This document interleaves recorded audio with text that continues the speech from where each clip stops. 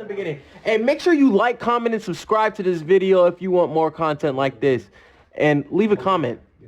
No, and like I said, we did. We laid down. I will say I'm fortunate that we scored this week.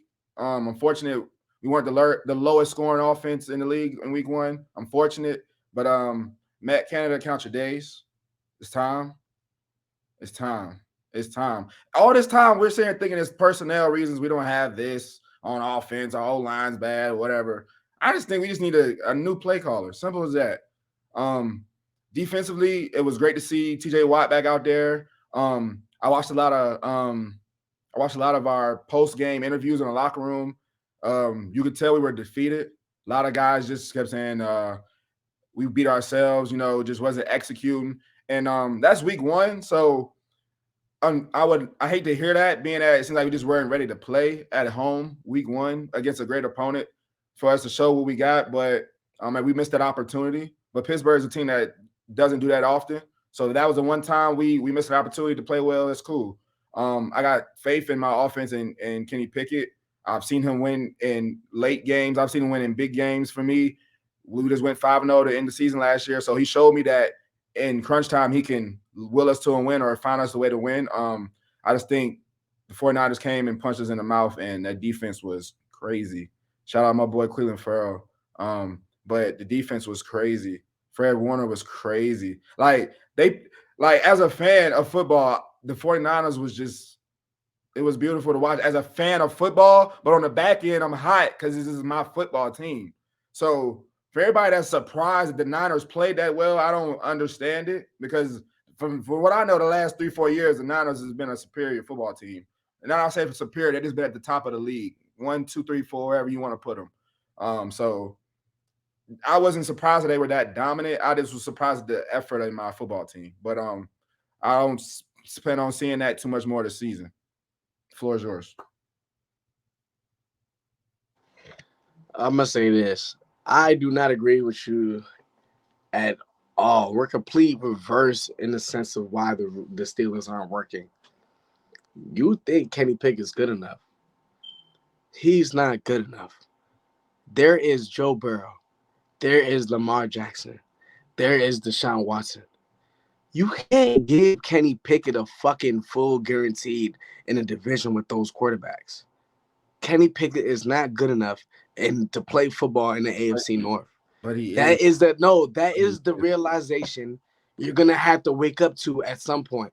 Whether Matt Canada is not the best play caller, Kenny Pickett himself is not good enough to play in the AFC North. And his mechanics show.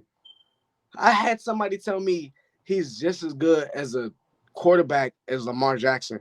And I sat there and watched him untouched in the pocket, throw passes behind his receivers and tight ends.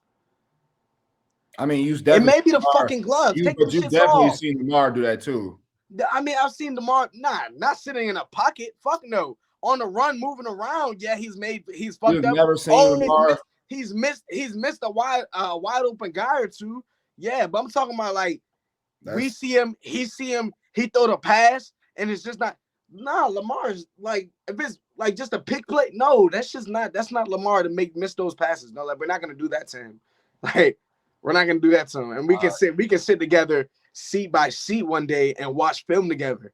I like to do that with a lot of people and watch film, because I understand his feet make you not see how amazing passes he can make. I mean, he do run the ball when there is wide open people downfield, but when you got feet like that, you would do the same. I'm about to say, just be broad, because I for a fact know we can find some film of Lamar underthrowing a receiver not untouched in the pocket. It happens, is what I'm saying. So but it does happen, but it not as much as it happens for Kenny Pickett. I watch a lot of AFC North football, and I would say, for me personally, come on, bro. If you've been a Steelers fan for as long as I've been a Ravens fan, we can say this, bro. We've seen superior quarterbacks and we've seen shitty quarterbacks. And let's say this: to win the Super Bowl out of the AFC North, you got to have a pretty good quarterback. Yeah.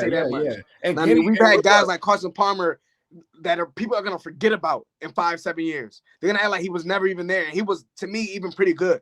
So you think a guy like Kenny Pickett can take you somewhere in the AFC North?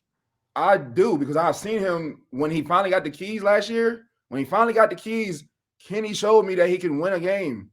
And I don't need much from him. You're talking about I understand he's not the most talented quarterback in this division. That's my disadvantage. I have the most important position. I have the worst quarterback in my division. I get that. But if you know anything, our division ran off of defense. That's what I got. And that's what I got. So at the end of the day, Kenny has showed me if my defense is going to show up, you know what I'm saying?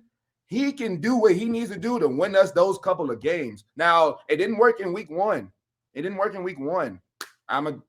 Cool. But to tell me that he's not good enough when I watched him win divisional games last year to give us a chance to go to the win divisional games. Yeah, to win divisional games, to give us a chance to go to the playoffs. He's talking about the Browns game like shit.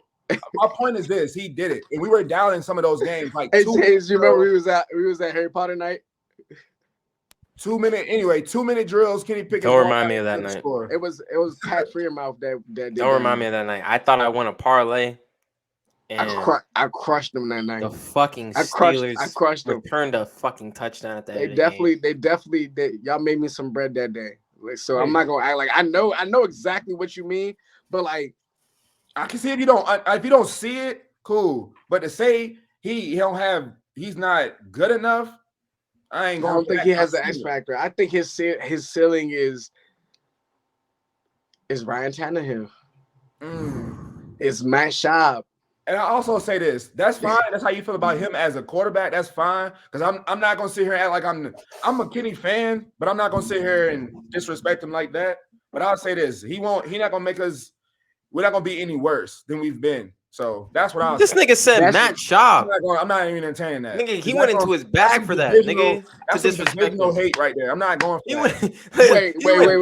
Wait. He jumped into that Louis bag for that hate. Like, I'm not. Yeah, like I ain't say David Carr now. Oh my god, he has not played like Kenny. That was like Kenny's legit. Like outside of that Eagles game, like niggas don't talk about Matt Schaub. Hey man, that's crazy. Go ahead, yeah, Go ahead, James. I think the biggest.